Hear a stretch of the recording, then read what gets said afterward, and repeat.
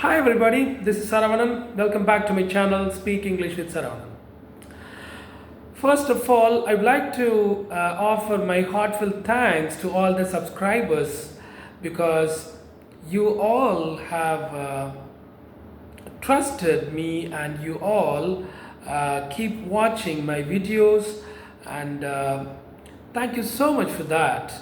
And now I have more responsibility as the subscribers are increasing. I feel I have more responsibilities. Okay, I'd like to say thanks once again. Today, I have come prepared with an interesting topic. And in the past two videos, I was talking about one topic called cause and effect.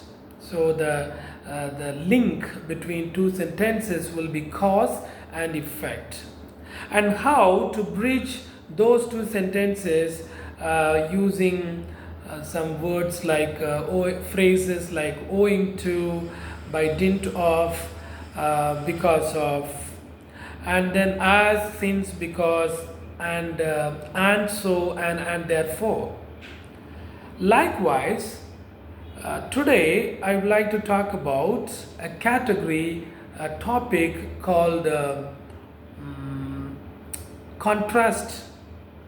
The link between two sentences will be contrast, and I will discuss how we can bridge those two sentences into one in three ways. Okay, let's start. Let me give you two sentences now. Sentence number one: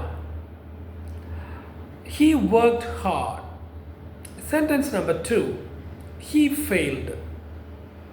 So the link between these two sentences will be contrasting, because if he worked hard, he must have passed.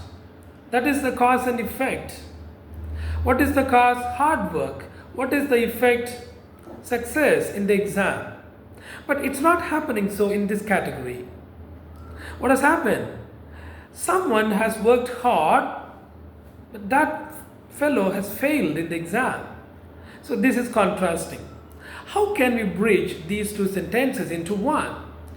Look at the first way. In the first step, we will use two phrases. One is in spite of, another one is despite. And he worked hard. So worked hard is converted into hard work for our convenience. Now, let me connect these two sentences into one. Despite hard work, he failed. Or, in spite of hard work, he failed. This is one category. Look at the second category. Here we are going to use some conjunctions, subordinating conjunctions like although, even though. Remember, all these three conjunctions have the same meaning. Let me tell you the sentences one by one. Even though he worked hard, he failed. Or, although he worked hard, he failed. Or, though he worked hard, he failed. This is category number two.